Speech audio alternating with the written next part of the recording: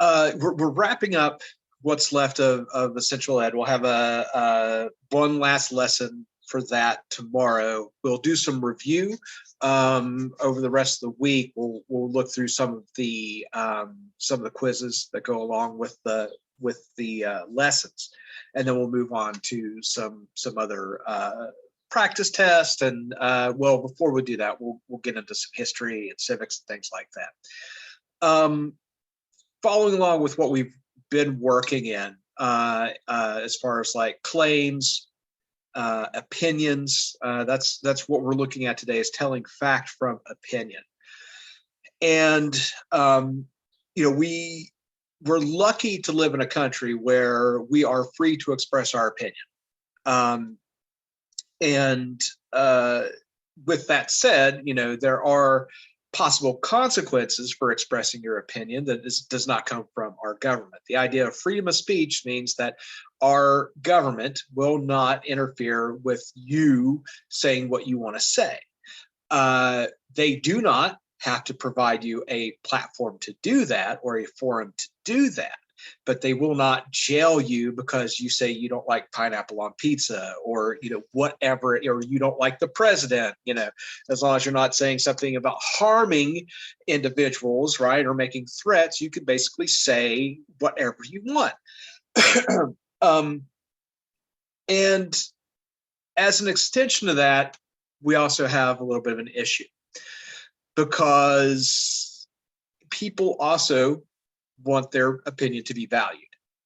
They want it to be respected. They want it to be heard.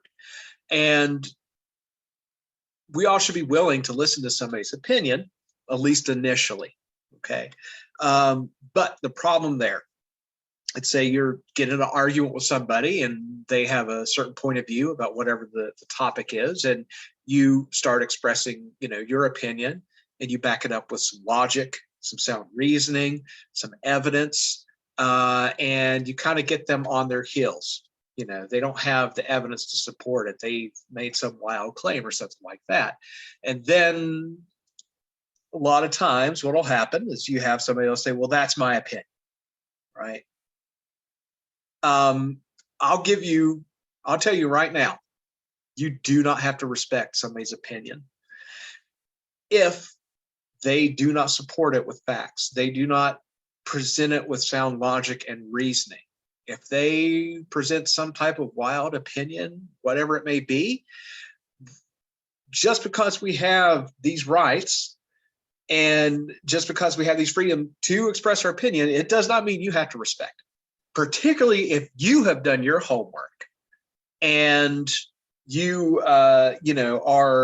firmly believe what you believe because it's based in logic and it's based in reasoning, it's based in evidence, whatever your point of view or opinion is. And if somebody can't do the same, there's no reason for you to waste your time with somebody that doesn't do the same. And just like the lesson we had last week about, somebody presenting something to you and telling you to look it up or do something like that. No. Same thing. The burden of proof is on somebody who makes a claim, who makes an opinion, anything like that. It's up to them to support it. So above and beyond just discerning between fact and opinion, this lesson gets pretty deep in understanding the difference of facts, where facts come from, how we sort of categorize them. So, there's empirical evidence, there's analytical evidence, there's metaphysical evidence, and we'll discuss that in the lesson today. So let's go ahead and get started. Oh, and I think we have Dwayne again today.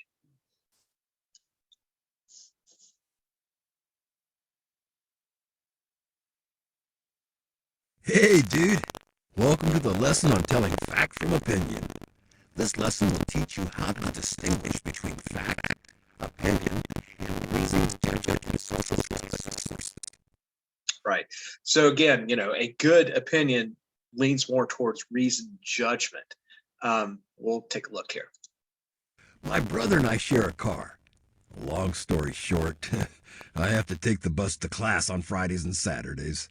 Well, that worked out pretty well until a few months ago. You see, the city started giving ride vouchers to high school students. Now, I know the kids need to get to school and all, but Dude, it created such a mess. Have you ever shared a bus with 60 teenagers? Let's just say I'd get off the bus a lot of times smelling like some wild combination of perfume, body spray, and pumpkin spice. And that was just my Friday route. Yeah, my Saturday route was worse. It got canceled. So yeah, I was not a fan of the bus changes. I couldn't believe it when Curtis told me that he was totally for the high school bus vouchers. What? How's that possible? I remember I told Curtis that these bus vouchers are a waste of taxpayer money. Curtis, chill as ever, just said, "Don't be so quick to judge, D-Man. That's just your opinion." My opinion. He was right. It was just my opinion. I didn't actually know anything about how much the voucher system was costing the city. I was just upset about my own experience on the bus. Pumpkin spice. I had no clue whether the new system was benefiting anyone else, let alone how much it cost.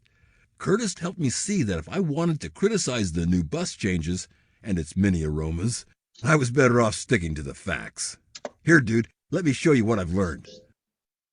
All right, let's take a look here. So, what is an opinion? Well, in a nutshell, an opinion is a point of view or feeling about something. Some opinions are reasoned judgments, or an opinion based on facts and knowledge. But an opinion doesn't have to be based on anything, dude. For example, okay, don't laugh. I used to think the moon landing was faked. I read a lot of conspiracy theory sites and jumped to a lot of wrong conclusions. My opinion was a false claim, or a statement contradicted by evidence. But since then, I've seen a ton of hard evidence that the moon landing really did happen. So I changed my opinion to one supported by the evidence. Now my opinion is a reasoned judgment. Speaking of changing opinions, I also used to believe in aliens. I figured, hey, there's a whole lot of space out there, right? Life evolved here on Earth, so why not elsewhere? For all we know, the whole galaxy might be overrun with ETs, Wookiees, and Time Lords. Okay, here's the thing, though. Dude, we don't have any evidence of alien life. So even though it makes sense that aliens might exist, we haven't found proof that they do. Whenever an opinion is plausible but lacks support, or if it's too vague to really test, you call that an untested claim. The truth about aliens might be out there, but we haven't found it yet. We're still looking, though. But some opinions don't have to be reasoned judgments. They just are what they are. Like, I'm not a fan of Brussels sprouts. Ooh. Whoever thought it was a good idea to eat green, squishy lumps of things anyway? Brussels sprouts are awful. That's my opinion. My friend Curtis, though, loves Brussels sprouts for some reason. It's like we're not eating the same vegetable here. This kind of opinion is called a preference, a greater liking of one thing over another. A preference doesn't have to be reasoned. In fact, a preference assumes that neither choice is really better. You just like something or you don't. A priority is a lot like a preference. A priority is an opinion that one thing is more important than another. Like a school board's job is to maintain the schools under its care, right? Well, one board member might put a higher priority on making sure that no kid goes hungry. That member might push for something like a free lunch program. Another board member might put a higher priority on saving the school's money. All the board members agree that it's their job to maintain the schools, but they won't always agree on how to do that. So long as the board is meeting the needs of its schools, it shows reasoned judgment. So what if I have an opinion about a fact? It happens all the time, dude. Last summer, I went fishing with my brother, Jesse. He was bragging because he caught 6 fish and I only caught 4. But it seemed to me that all his fish were smaller than mine, so I said, "You caught more fish, but mine are totally bigger." Now that is an opinion, dude, but it's one that can be tested. All it took was a tape measure to determine that I was completely wrong. Jesse's always better at fishing. Anyway, an opinion that can be objectively tested is called a hypothesis. If a hypothesis is proven, it's considered a reasoned judgment. So, dude, that's the basics of how to identify an opinion. Want to give it a shot? Yeah. So going back here, well, not that far. Preference, for one, that's personal preference. And those are certain things that you can't, really challenge somebody on. Not a big fan of nuts. I don't want walnuts or almonds or anything, in my cake or in my brownies or on my cookies, stuff like that. And that's personal preference, right? Like I always talk about pineapple on pizza because there's some people, I guess, like pineapple on pizza. I've yet to find that person that likes pineapple on pizza. But those types of things are out there. Those types of opinions you can respect, right? If somebody just doesn't like, I'm not a big fan of summer, something like that, you give people a break there. That preference is one thing. Particularly when it comes to like food and stuff like that. It'd be different if we're talking about, there's other things that might be troubling when it comes to somebody's preferences. Priority, right, is also something when it comes to elections and things like that. When we look at candidates, we might look at their priorities. What is most important to them? What's most important to me? And sort of, assigning a hierarchy to that. So, priority is again, it's sort of related to preference. It can also sort of involve, sort of outside influences that help that along. And then as far as, like other types of opinions here, we talk about an untested claim. Now, those aren't necessarily all, you just immediately throw those out. But if it's, plausible, but it doesn't have that support, right? It's an untested claim. And now we're kind of getting into that idea of scientific method, right? Something we talk about with a hypothesis. Something that you question and you can test, right? Or you can apply evidence to, can become a hypothesis. Like in the scientific method, right? Something to become a theory is something that has been tested as a hypothesis multiple times, and becomes a theory. And then if it is proven undeniably true, then it becomes a law, right? When it comes to scientific properties. So again, right? Preference doesn't have to be reasoned. Priorities are how you sort of structure things in your life, right? My priorities would be, my family, my daughter, taking care of her, finishing my my PhD. That would be, maybe the next step down, stuff like that. And then, we have this idea about based on facts, right? So if it's an untested claim that you can then measure, like it says, objectively tested, is called a hypothesis. So this is what I meant, it gets, we're adding to that, right?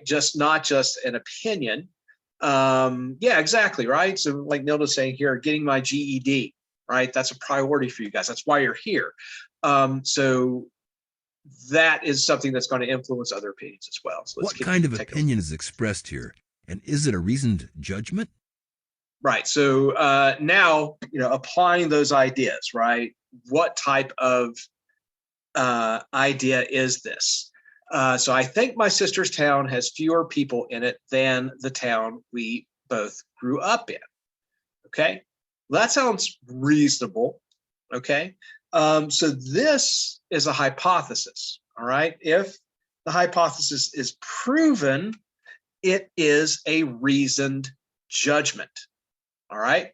So, that's something that's not, that far fetched. It's something that, you can question, right? More to the point, it's something that's testable. So you can measure that. You could get some census data, right? And you can compare the town that, this person lives in compared to the town that you grew up in.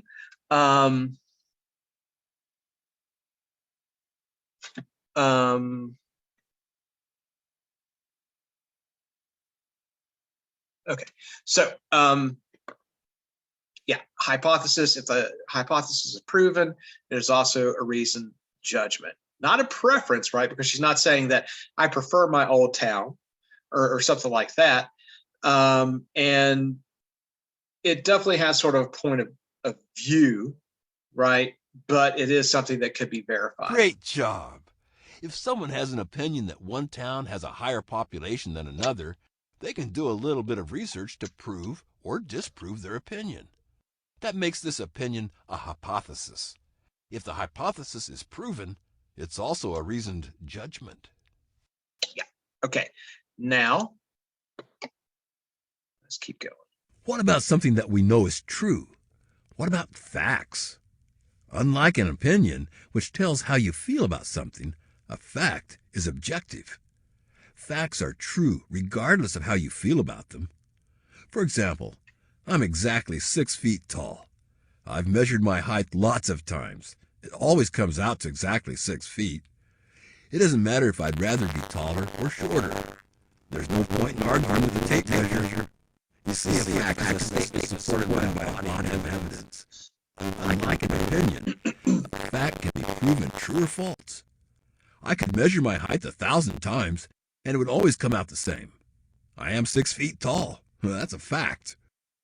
When I say that something is a fact, I'm usually talking about an empirical fact, also known as a fact based on observation. Like in 1775, Paul Revere observed British troops leaving Boston on their way to Concord. Seeing this empirical evidence, Revere raced ahead of the British to warn Concord that the British were coming. And we know the story of Paul Revere's ride is true because we have multiple written accounts of the event. He wasn't alone that night. Many people either rode with Paul Revere or saw him ride. Some of those people wrote about it later. When you have a bunch of observational accounts, they can come together to create an empirical fact. Another kind of fact is an analytical fact. An analytical fact is something that's true because society has agreed that it's true. In America, the word dude is used a lot to mean buddy or friend. Well, that's a fact. In the English language, the W makes a W sound. That's a fact too. As long as people continue to agree that an analytical fact is true, then it continues to be true. If people ever stopped agreeing that dude means buddy, for example, it would stop being a fact. Here's where the idea of fact gets complicated, though. The Declaration of Independence says, "We hold these truths to be self-evident." Self-evident? What's that all about? How can a fact be evidence of itself? The Declaration of Independence is talking about metaphysical fact, dude. A metaphysical fact assumes that something is true because it seems obvious, necessary, or just. The United States subscribes to the metaphysical fact that all men are created equal. This truth allows for a just society where everyone is treated equally under the law. That's the idea, anyway. Last but not least, some facts are based on other facts. Like, if you believe that all men are created equally, you have to admit the fact that slavery is wrong. I mean, you aren't equal unless you're treated equally under the law, right? This is an evaluative fact, a fact that logically follows from an existing fact or facts. This is the kind of fact argued by attorneys. Well, that's it for facts. Think you're ready to identify some? All right, so let's back that up a little bit and take a look. Right, empirical facts based on observation. So this is probably what we're sort of most familiar with, right? When it comes to things like statistics, things that have been collected, information has been collected, I guess I should say. And most of the time, that's going to be empirical evidence, right? You'll hear that phrase, empiricism, thinking about the idea of observable facts. And so, well, shut him down here. Okay. So, and that's where conspiracy theories like the moon landing start to pop up, or surrounding the moon landing, right? This idea that the moon landing was fake. The only people that ever observed the moon landings were, of course, guys like Mike Collins, Buzz Aldrin, and Neil Armstrong. The first off, right? Those three men that went initially. Well, Buzz Aldrin and Neil Armstrong, I guess, were actually on the surface of the moon. Mike Collins didn't make it down. So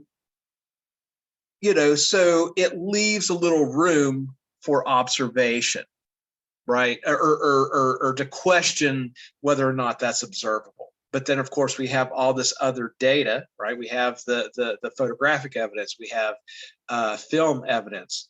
We have, whether or not you believe that somebody landed on the moon, they certainly watched them leave the Earth, right? Or at least something leave the Earth. So there's other ways that we've observed that, and we can verify that. But that is where conspiracy theories start to form sometimes, is when there is, not a million people that observe something, right? If in those cases, sometimes that will breed those types of conspiracy theories. And analytical facts, right? Something that's true because society has agreed that it's true. So that will be a little bit different depending on maybe where you live, what country you live in, what society you live in.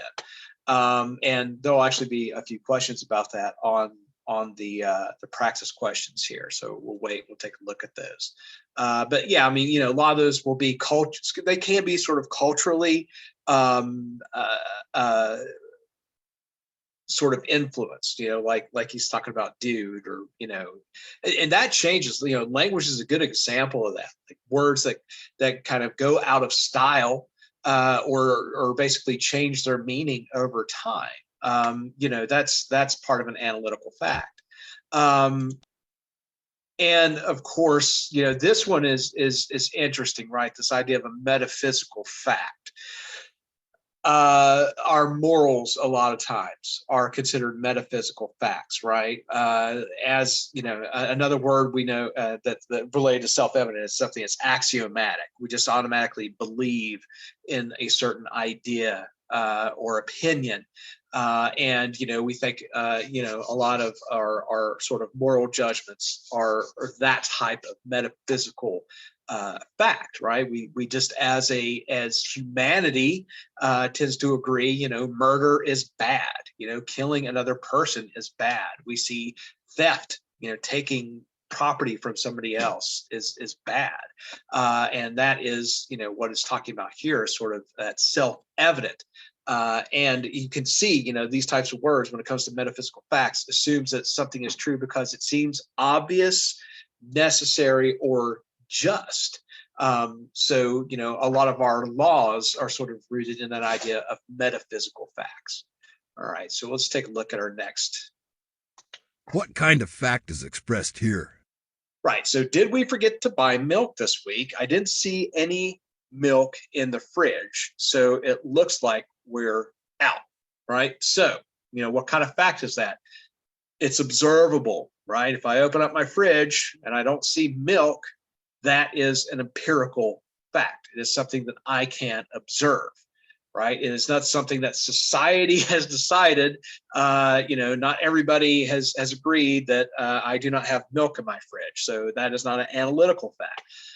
Metaphysical, that's not anywhere in that sort of realm, nor is it evaluative because it's based on other facts.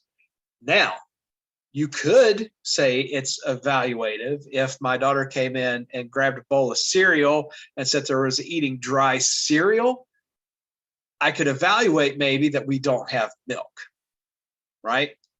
So it's potential that you could say it's evaluative if I didn't go to, if I, through other, processes, my wife didn't have cereal for breakfast, and my daughter didn't eat cereal for breakfast, whatever, then I could maybe start making an assumption about there's no milk.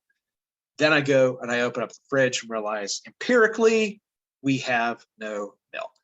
Great job. An empirical fact is based on observation. If you can see that you're out of milk, then it's a fact that you're out of milk. You're getting the hang of this.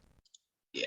All right. So, as I mentioned, right, this is a little more involved as far as, not just discerning what's an opinion, right? We kind of understand, when somebody offers a viewpoint, but also understanding, what to do when somebody offers an opinion, what, as far as the facts that they might use to support that claim or that opinion. So that's what the practice questions will sort of revolve around. So let's take about 15 minutes. There is reading involved, of course. There's several passages. Cool.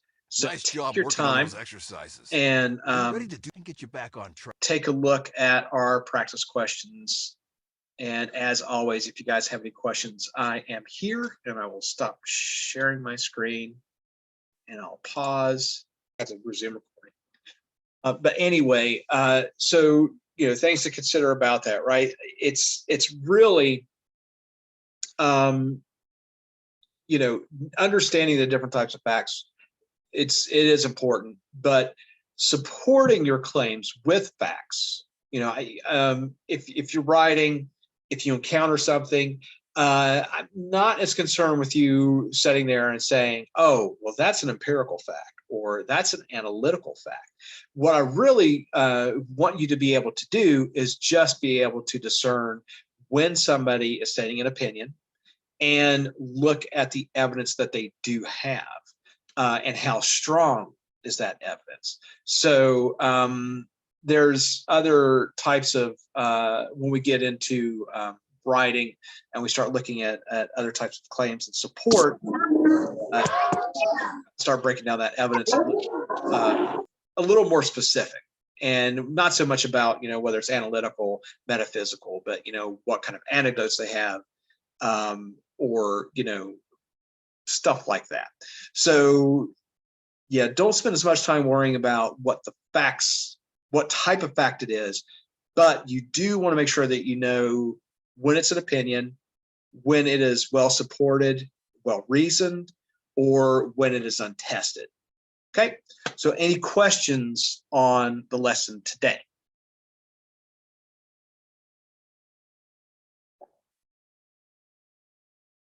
Nope, we're all good. Okay, let's go ahead. We'll take a break to about 1:35, and we'll have our last lesson in language arts on commas today. So we'll meet back here at 1:35 for language arts. I'll see you in about almost 15 minutes. All right. All right, bye.